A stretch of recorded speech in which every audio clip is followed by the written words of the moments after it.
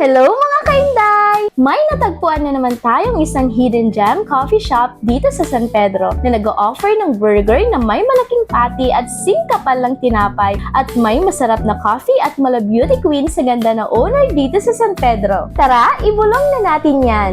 Eto nga pala ang Sweet Street, owned ng magkakaibigang Mariel, Luis, Addie, Daniel at Benedict na nag-start lang as pastry delivery-based store hanggang sa naisipan nila na magtayo ng sariling coffee shop kung saan pwede silang mag-chill at mag-bonding magkakaibigan. Hello po, nandito po tayo ngayon sa Sweet Street and nag-offer po kami na masasarap na pagkain like burgers, coffees, and nachos na really quality po and in its price, nag-offer po kami ng masarap and very fresh po mga food. So, dayo na po kayo sa amin!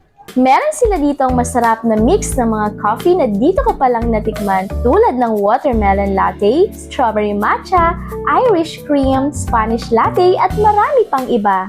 Meron din silang naglalakihang burger na singkapal lang tinapay ang patty tulad ng sweet glaze, paprika velvet, melt me at snacks tulad ng nachos at homemade cookies na malaki din at masarap. Bukod sa masasarap na pagkain ay meron din sila ditong chill at mahangin na garden dine-in na feels like home at pwedeng tambayan spot ng barkada, pamilya o kaya ay couple. Shoutout nga pala sa co-teacher natin na si Ma'am Jocelyn na nakasabayan natin kumain dito. At naabutan pa nga natin si Christopher Camba, ang personal photographer ng isa sa kilalang politician dito sa San Pedro. Paki-like and follow ang kanyang page mga kainday. Una ko nga ang i-chismis ang ngayon ko palang matitikman na strawberry matcha coffee. Curious ako sa lasa niya dahil hindi ko talaga mawari ang matcha dahil lasang halaman. Masarap siya. Na-evolve niya ang lasa ng matcha dahil nabalanse ng sweet fruity flavor ng strawberry yung bitter flavor ng matcha at recommended ko siya na itry sa gusto ng kakaiba at hindi mahilig sa matcha. Next naman ang kanilang special na watermelon latte. Ang ganda nga ng kulay niya dahil pink sa baba at brown sa taas. Masarap ang lasa niya. Mixed blend siya ng milky watermelon na may kick ng coffee. Gusto ko siya at recommended na i-try dahil hindi matapang ang lasa ng coffee at dahil mahilig talaga ako sa fruity flavored drinks. Sunod naman ang kanilang nachos.